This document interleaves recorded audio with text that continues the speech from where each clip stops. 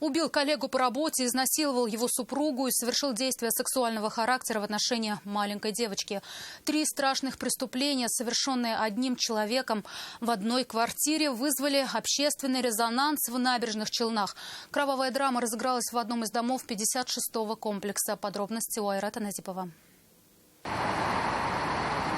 Окровавленный ковер перед входом в дом и черные следы в подъезде – последствия страшного преступления. Драма разыгралась ночью. 2 приятеля, коллеги по работе, выпивали. В какой-то момент между ними вспыхнула ссора, в ходе которой гость 1,5 десятка раз ударил 38-летнего хозяина дома ножом в области шеи, груди и спины.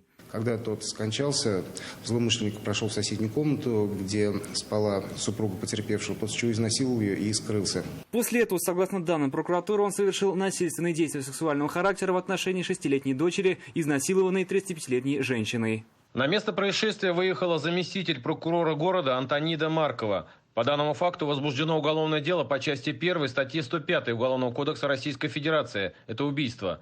Расследование взято на контроль в прокуратуре. По словам соседей, у пострадавшей женщины 2 дочери, но никто из местных жителей криков ночью не слышал. О том, что произошла трагедия, узнали только после того, как к дому подъехали представители всех оперативных служб. Мать девочек видели утром.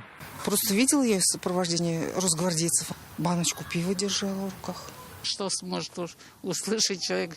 Живу еще на 4-м этаже. Я у себя на 4-м этаже даже не слышу, когда стучат, просто если не звонят. Ориентировка на подозреваемого была разослана во все оперативные службы. Сотрудники ГИБДД задержали 26-летнего уроженца Заинского района. Они заметили похожего приметного парня. В момент задержания он был нетрезв. Предполагаемого убийцу и насильника уже опознала супруга убитого мужчины.